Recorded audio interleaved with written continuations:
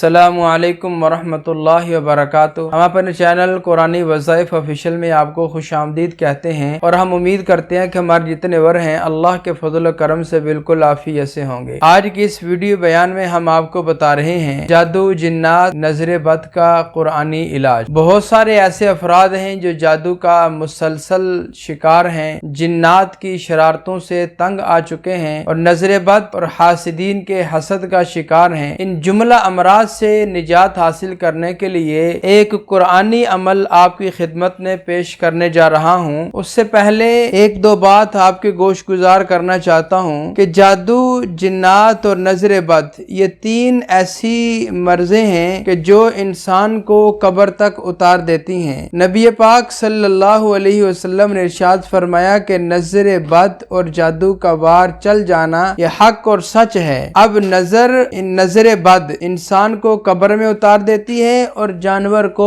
ہنڈی میں اتار دیتی ہے۔ نبی پاک صلی اللہ علیہ وسلم کا نظر بد کے بارے میں علاج یہ ارشاد فرمانا بالکل حق اور سچ ہے۔ اور نمبر دو، جادو کے متعلق آپ علیہ الصلوۃ والسلام نے ارشاد فرمایا کہ جادو کا وار بھی حق ہے، السحر حق النذر حق، یعنی جادو کا وار بھی چل جاتا ہے۔ اور دوسرا، جنات بھی مسلط ہو جاتے ہیں بندے کے اوپر، بعض عورتوں کے اوپر، بعض مردوں کے اوپر، بعض بچوں کے اوپر۔ جنات جب ایک جن مسلط ہوتا ہے، اب وہ بعض اوقات کپڑوں کو آگ لگاتے ہیں، بعض اوقات ڈاکومنٹس کو جلا دیتے ہیں، بعض اوقات گھر میں رکھے ہوئے پیسوں کو آگے پیچھے کر دیتے ہیں۔ کسی بھی قسم کی کوئی بھی صورتحال بن رہی ہو، چاہے نظر بد کے علاج، نظر بد کی وجہ سے آپ پریشان ہیں، یا جنات کی وجہ سے آپ پریشان ہیں، یا جادو کی وجہ سے، ان تین امراض کی وجہ سے اگر آپ پریشان ہیں، آپ کی زندگی دوبر ہو چکی ہے، تو آپ پریشان نہ ہوں۔ جب تک اللہ کا قرآن،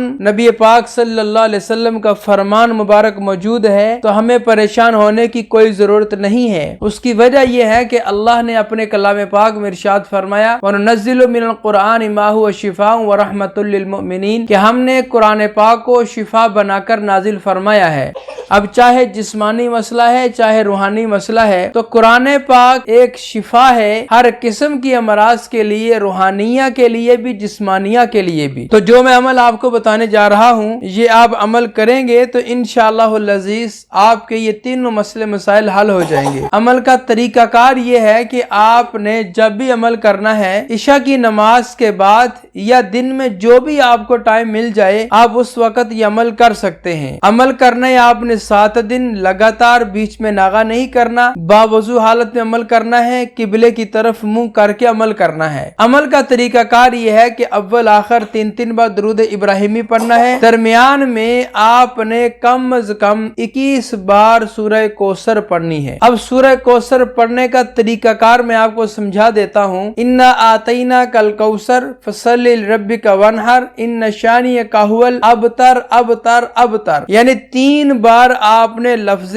ابتر ابتر ابتر کو پڑھنا ہے۔ باقی اسی طرح آپ نے 21 بار مکمل کرنی ہے سورہ کوثر۔ 21 بار پڑھنے کے بعد پانی کے گلاس پہ دم کر کے پانی آپ پی لیں۔ اگر مکان میں، دکان میں، گھر میں، ڈیرے میں، حویلی میں جو بھی چیزیں آپ کے پاس زیر استعمال ہیں تو ان کے اوپر پانی دم کر کے آپ پانی کا چھڑکاؤ کر سکتے ہیں، لیکن یہ 24 گھنٹوں میں ایک ہی ٹائم میں آپ نے کرنا ہے۔ وہ ٹائم آپ خود محسوس کر لیں کہ میں فلاں ٹائم بھی عمل کروں گا، بس ناغہ نہیں ہونا چاہیے۔ ٹائم کی اگر کمی پیشی ہو جائے گی تو چل جائے گا، کوئی مسئلہ نہیں ہے۔ تو آپ پوری دھیان توجہ کے ساتھ اس عمل کو کریں۔ نظر بد والا بھی پانی پیئے، جنات والا بھی پانی پیئے، جادو والا شخص بھی پانی پیئے۔ یہ تینوں مرضوں والا شخص جو ہے یہ پانی پیئے۔ اور اگر گھر میں کپڑے جل جاتے ہیں، پیسے گم ہو جاتے ہیں، کتابوں کو، ڈاکومنٹس کو آگ لگ جاتی ہے، تو وہ حضرات دم کیے ہوئے پانی کو گھر میں چھڑکاؤ کریں۔ انشاءاللہ العزیز میرے اللہ کے فضل و کرم سے اس عمل مبارک کی برکت سے بالکل آپ شفا یاب ہو جائیں گے۔ السلام علیکم ورحمۃ اللہ وبرکاتہ۔